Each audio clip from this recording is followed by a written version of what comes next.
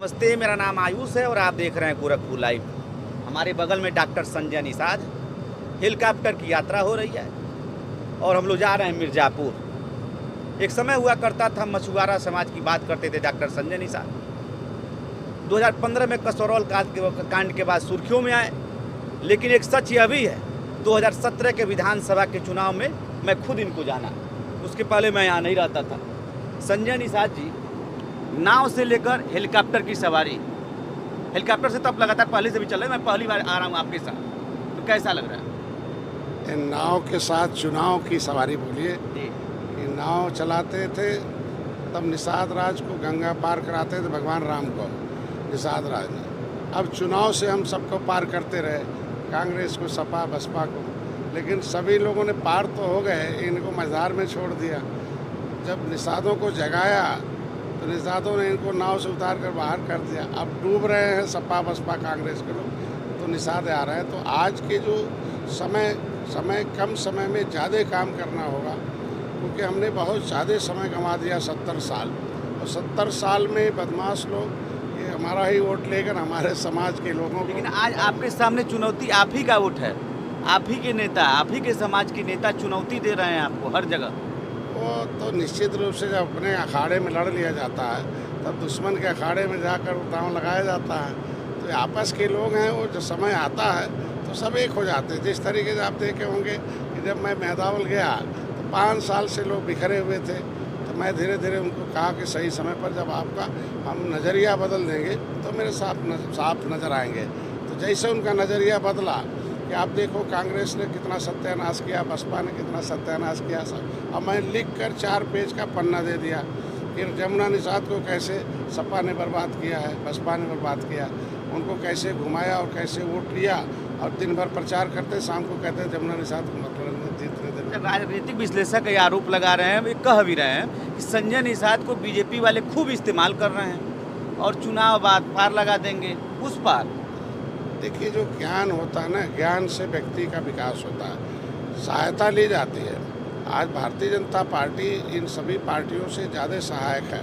हम तो जब पार्टी खड़ा बड़ा किए थे तो हम तो सभी लोगों हम अलग अपनी पहचान बनाए। 2017 में चुनाव लड़ा था, 2014 में शुरू किया था बिना पार्टी के चुनाव लड़ा, 2015 में जिला पंचायत लड़ा, 2016 में पार्टी रजिस्टर्ड कराया, 2017 में लड़ा, एक विधायक बनाया, 2018 में आपने उपचुनाव देखा होगा गोरखपुर का।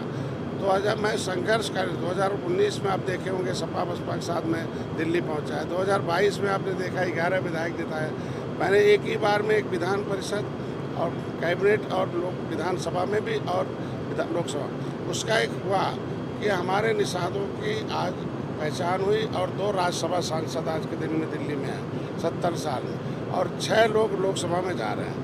तो सिंबल भले नहीं हुआ तो लेकिन सीट तो मिली, सीट केवल जीत हो रही है और जा रहे हैं। ये कोई भी आदमी अपने हिसाब से काम करता, कहने वाले कुछ भी कहते रहे, लेकिन हमारे समाज का इस्तेमाल सबसे ज़्यादा कांग्रेस ने 70 साल किया और इतना बड़ा धोखा दिया कि लेदरमैन, वाशरमैन, फिशरमैन सब लोग देश मतलब संविधान की सूची में सूचीबद्ध हुए, लेकिन लेदरमैन और वाशरमैन को दे दिया, फिशरमैन को फुसला लिया तब उनके नेताओं को। लेकिन जब मैं खड़ा बड़ा हुआ और जब संविधान में मिला हुआ हक लोगों को बताया, और आपने अभी बताया कि रेल आंदोलन शुरू किया, भाई रेल तो दिल्ली सरकार की है, अनुसूचित जात दिल्ली से मिलता है, कॉन्स्टिट्यूशन ऑफ इंडिया दिल्ली में, इम्प्लीमेशन दिल्ली से होगा, लेकिन सपा नहीं चाहती थी कि यह इम्प्लीमेंट हो। बीच में गोली मार के 302 मूल्य बनाया, 60 गाड़ी फुकवा दिया, निषाद पार्टी को नेस्तानाबूद करने की कोशिश किया गया, 302 मूल्य। लेकिन समाज जगा तो पता चला कि आखिर रेल पर आंदोलन रहा तो सपा को क्यों वहाँ जाना चाहिए था। केंद्र सरकार के लोग गोली चलाते, आरपीएफ चलाता।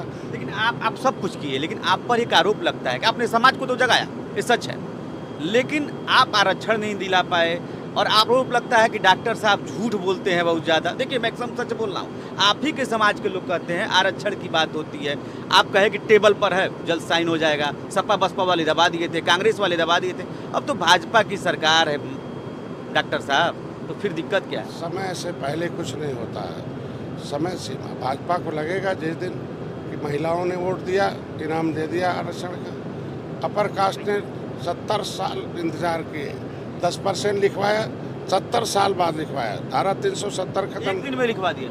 अरे 70 साल तो लंबा लगा ना, पार्टी खड़ा बड़ा किया ना। जब उस समुदाय के लोग बेस वोट बने भारतीय जनता पार्टी का, महिला बेस वोट बनी तो लिखा। निषाद अभी क्या है, ये नेता जो बतियाते हैं वो एक प्रधानी का चुनाव नहीं जीत पाते हैं। जब हमारे वोट से सरकार बनने लगेगी, मेरे वोट से मुख्यमंत्री प्रधानमंत्री बनने लगेगी, अपर कास्ट के वोट से प्रधानमंत्री मुख्यमंत्री बने, तभी तो वो बैठकर अपने लिए आरक्षण लिखे। हमारा तो लिखा हुआ है। एहसास कराना जरूरी है कि रोड़ा जो है इसमें, जो सपा बसपा, आज के दिन में सपा और बसपा चिल्ला रहे हैं कि हम आरक्षण नहीं ले पाए। इसके मतलब वो देना चाह, उनके पास सत्ता थी तो दिया क्यों नहीं? वो इसलिए याद दिला रहे हैं कि उनके वजह से, निषादों की वजह से वो सत्ता से दूर हुए। जिस दिन सब भाजपा को एहसास हो जाएगा कि नहीं, निषादों की वजह से हम सत्ता में हैं, इनका भी हक बनता है, कॉन्स्टिट्यूशन ऑफ इंडिया में है, इन्होंने देश को आज़ाद कराया, क्रिमिनल कास्ट से प्रभावित हैं, इनके लिए कमीशन का रिपोर्ट है, ये संविधान में सूचीबद्ध है। जिस तरीके से उत्तराखंड में दिया उसी तरीके से पहली बार 70 साल में सब लोग उलझाते थे हम शामिल किया जाएगा। पहली बार योगी जी ने इसको खुलासा करा दिया पत्र से कि ऑलरेडी केवट मल्ला मझवार के नाम से शामिल है। तो ये एक पहल है ना, पहल हो रहा, समय आने दीजिए, वो भी होगा। बड़े बड़े काम हो रहे, इनके लिए नीति बन रही है। किसी भी समाज को शिक्षा चाहिए, आरक्षण भी है लेकिन उसके साथ शिक्षा भी चाहिए। शिक्षा के लिए पैसा चाहिए, पैसे के लिए उन्हें व्यवसाय चाहिए, उन्हें पैसे का स्रोत चाहिए। तो नीति बनाकर इस समुदाय को, जिसको कोई नहीं पूछता था, कांग्रेस ने जो बतिया रहे हैं सपा बसपा के सहयोग से, जो इनकी आरक्षण की फाइल गायब करें, मुकुल वासनी और शैलजा के खिलाफ मुकदमा लिखा रखा है, चाहे ना उसको जब आप लिखवाए हैं? हमारे हम और प्रजापति संघ ने लिखवा रखा है। मुकुल वासनिक बड़े नेता हैं। भाई दिल्ली में संसद भवन मार्ग में है, जाकर उनका FIR की कॉपी ले लीजिए। अगर सही सबूत न हो तो FIR थोड़ी लिखा जाएगा ऐसे। तो जाकर आखिर उसका क्यों नहीं खुलासा करते हैं कि हम ये गलत है, अपने FIR है। समय आने दीजिए, जांच हो रहा है।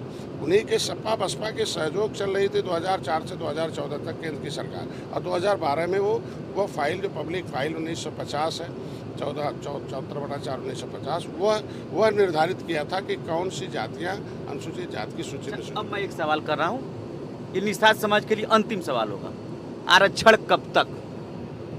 देखिए, जब हम आज के दिन में हमारा जो वोट बैंक है, जब बूथ पर हमारे कार्यकर्ता हो जाएंगे कि निषाद पार्टी जिसके साथ रहेगी उसी की सरकार बनेगी, निषाद समुदाय अपने झंडे टोपी के नीचे आ जाएगा, अपने नेता को नेतृत्व स्वीकार कर लेगा, और जो भी टिकट देते हैं ये जो है, ये सपा बसपा कांग्रेस के लोग, जब उनको वो वोट, मतलब जाति के नाम पर जातिवादी छोड़कर पार्टीवादी हो जाएंगे, तो इस तरीके से लेदरमैन जो था, आप चाहते हैं निषाद समाज के लोग, इसको पूरा हो जाने। जब लेदरमैन जब तक जातिवादी था, मतलब जातिवादी था, जब वहाँ कांग्रेस किसी को टिकट दे देती थी जाटों को, तो उसको वोट दे देते थे। लेकिन जातिवादी छोड़कर जब पार्टीवादी हो गया, बहुजन पार्टी, तो उसका जो संविधान में मिला हुआ था मिल गया। यादव जातिवादी छोड़कर पार्टीवादी जब यादव हो गया तो 27% आरक्षण दिया। जब निषाद जातिवादी, जाति के नेता को छोड़कर पार्टीवादी हो जाएगा, निषाद पार्टी में आ जाएगा सारा का सारा। आप चाहते हैं कि निषाद समाज के लोग निषाद पार्टी के बैनर के तले आ जाए अपने आप। डॉक्टर साहब, कैसे होगा? निश्चित रूप से धीरे धीरे जैसे सोच बदलेगी, लोग जानेंगे कि ये नेता जाने के बाद उसके बैनर के तले कुछ नहीं कर पाते हैं। भाई सपा में विशंबर जी थे, विशंबर जी जातिवादी नेता थे, और जैसे ही वो आवाज़ उठाए अपनी जाति का दिल्ली में, तो सपा के लोग उसका विरोध कर दिए। अगर निषाद पार्टी, अब हम अपनी आवाज़, तो हमारा नहीं कोई रोक पाता है ना, हम निषाद पार्टीवादी हैं, तो हम सदन में आवाज़ उठाते हैं, विधान परिषद में, विधानसभा में। और जब विधान परिषद में आवाज़ उठता है तो उस पर काला चिट्ठा खुलता है, उस पर कार्रवाई होती है, जवाब देना पड़ता विपक्ष को सारा। तो भाग्य तो विधान परिषद और लोकसभा में लिखा जाता है। तो लोकसभा में जब निषाद पार्टी जाएगी और जब वहाँ ये काला चिट्ठा खुलेगा कि कौन किसके दायरे में है संविधान के, तब होगा। और हम इंतज़ार कर रहे हैं कि लोकसभा से बड़ा राज्यसभा होता है। राज्यसभा में जब निषाद पार्टी का सिंबल गया, जैसे विधानसभा से विधान परिषद बढ़ा है। मैं विधान परिषद का निषाद पार्टी का नेता हूँ, मैं स्वतंत्र हूँ, हमारे पास टाइम मिलता बोलने का। और एक बार सदन चलता तो 5 बार बोलने का टाइम मिलता है। अगर 5 बार बोलने का टाइम मिलता तो हमारी बातों को 5 गुना ज़्यादा तवज्जो। तो इसी तरीके से राज्यसभा में निषाद पार्टी जाएगी, लोकसभा में जाएगी, होगा। अभी 8 सांसद जा रहे हैं, इनसे सवाल उठाया जाएगा और जो उसका विरोध होगा समय आने दीजिए। अब धीरे धीरे देखिए, कभी तो बात होती नहीं थी। अगर आरक्षण शब्द, आरक्षण के प्रमाणिक दस्तावेज हम लाए तो प्रमाण पत्र भी दिलाएंगे, लेकिन जब पार्टी खड़ी बड़ी हो जाएगी तब जिसे आरक्षण लेना होगा समाज को, उसकी भी जिम्मेदारी बनती है कि जिस तरीके से जाटों ने हाथी को खड़ा किया, यादव भाइयों ने साइकिल को खड़ा किया, वैसे निषाद लोग निषाद पार्टी को खड़ा करें, ऑटोमेटिकली मिल जाएगा। ये एक सिस्टम है। अभी आपने कहा कि 8 सांसद जीत के जा रहे हैं। कहा जा रहा है कि संत कबीर नगर का सीट कड़ा मुकाबला है, आप ही के भाई पप्पू निषाद है ना भाई आपके, कड़ा मुकाबला बताया जा रहा है। हमारे लोगों ने एक नारा दिया था कि भाई भाई में बैर नहीं, लेकिन साइकिल हाथी की खैर नहीं। तो ये हमारे संत कबीर नगर में नारा दिया था। इसीलिए लगभग जो अब 2 दिन पहले 3 आपने देखा होगा, हम लोगों ने पौआ अब पावर में बताया समाज को, पौआ नहीं चाहिए, पावर चाहिए। अब पावर भाजपा में साथ है। लेकिन 3 दिन पहले यही समाजवादी पार्टी के लोग पूरे विधानसभा में दारू बांट कर वोट लेने की कोशिश। इसके मतलब हमारे समाज को फिर ये दारू के उसमें झोंकना चाहते हैं, फिर ये पैसा बांट कर उनका वोट लेना चाहते हैं, गुमराह। और जहाँ जहाँ भाई ये तो अब समाज जान गया ना कि वहाँ तो यादव तो लड़ नहीं रहा था, साइकिल लड़ रही थी, और साइकिल के नाते यादव उनके साथ थे। तो उसी तरीके से निषाद, भले निषाद पार्टी नहीं लड़ रही थी, भारतीय जनता पार्टी निषाद पार्टी के साथ पूरा मोदी योगी का अमित शाह के साथ है। तो इसीलिए निषाद अपनी पार्टी के साथ है और उनकी पार्टी भाजपा के साथ है। समाजवादी पार्टी ने संविधान बचाने के नाम पर संविधान खतरे में है, बीजेपी के लोग कहे 400 पार। ये आपको नहीं लगता है कि ओवर कॉन्फिडेंस की राजनीति? देखिए, सपा के लोग पूरा झूठ बोलते हैं। संविधान बचाने की बात कर रहे हैं। संविधान कॉन्स्टिट्यूशन है और वो कोई बदल नहीं, उसी संविधान के मुताबिक सभी लोग बनते हैं। बीजेपी का कोई नेता बोला नहीं? नहीं यार, बीजेपी के कई नेता वीडियो वायरल हुए। मैं कह रहा हूँ कि प्रधानमंत्री और गृह मंत्री ने खुद ही कहा, मुख्यमंत्री ने, संविधान को कोई जब तक जिंदा रहेगा आँच नहीं आने दिया जाएगा। और संविधान में जो तुष्टीकरण की नीति वाले एक्ट हैं उसको हटाया जा रहा है। ये लोग चाहते, ये नहीं कह पा रहे हैं कि तुष्टीकरण नीति खतरे में है। इनको कहना चाहिए संविधान को खतरे में कह के वोट लेना चाहते हैं। सही माने में हम लोग तुष्टीकरण की नीति को बदलना है, चाहे वो जो है आपका जो सीए हो, चाहे धारा 370 हो, चाहे एक तरह 1 नेशन 1 इलेक्शन का कानून हो। ये इसीलिए हो रहा है कि ये लोग जो है, ये राष्ट्रीय स्तर, जब तक राष्ट्र का कानून नहीं बनेगा कुछ नहीं हो पाएगा। तो राष्ट्रीय स्तर पर तभी हो पाएगा जब राष्ट्र का चुनाव होगा।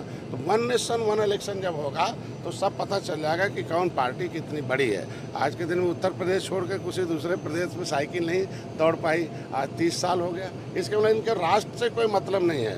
तो एक मुसलमान को फंसा के वोट ले लेना, यादव हैं, ये दोनों उन्मादी वोट हैं, और उत्तर प्रदेश में संख्या इनकी अधिक है। और इनको वोट लेके दूसरी जातियों पर, आखिर सामाजिक न्याय समिति का रिपोर्ट क्या कहती है कि लेदरमैन ने 23% पे कब्जा कर लिया और मिल्कमैन ने 27 पर कब्जा कर लिया। तो संविधान के सारे कब्जा कौन किया? यही कब्जा किया। तो ये तो कहना है कि संविधान नहीं, इनका खतरे में है, इनका जो नीति खतरे में है, और नहीं संविधान के खतरे में नहीं, संविधान के सारे। 7वां चरण है, अंतिम दिन है प्रचार का, कहाँ हम लोग चल रहे हैं? देखिए, आज के दिन में हम पूरे, अभी हमने वायरल जारी किया, डिजिटल मीडिया है आज के दिन में, सोशल मीडिया, और पूरे सभी जो 7वें चरण के हैं। अभी मैं मिर्ज़ापुर जा रहा हूँ क्योंकि हमारे अलायंस पार्टनर हमारे अनुप्रिया पटेल लड़ रही हैं, और वहाँ फिर समाजवादी पार्टी वही है कि समाज को लड़ा के उनको ख़त्म करना चाहते हैं। तो वहाँ समाज को इकट्ठा करके अपने अलायंस को, कुर्मी समाज हमारे साथ था, अनुप्रिया जी आए थे, उनके आए 4 रैली है। तो निश्चित रूप से आज चारों विधानसभा निषाद बाउल है, चुनार में है, सिटी में है, मझवा में है, 96 में है, ये सब पूरे निषाद बाउल है। और वहीं से मोदी जी का भी बॉर्डर है, और वहाँ सारे नाथ रिश्तेदारी मोदी बनारस का है। तो एक भी सौभाग्य है बनारस उतर के अपने कार्यकर्ताओं रिश्तेदारी डॉक्टर साहब के बनारस में है। मिर्ज़ापुर हम लोग जा रहे हैं, 4 रैली है, चुनाव का अंतिम दिन है 7वें चरण का। बाकी अन्य चीज़ों को हम दिखाएंगे और बताएंगे डॉक्टर साहब रैली कैसे कर रहे हैं, क्योंकि अंतिम दिन है, 7वां चरण है, तो डॉक्टर साहब के रैली को भी दिखाते हैं। चलिए आगे बढ़ते हैं।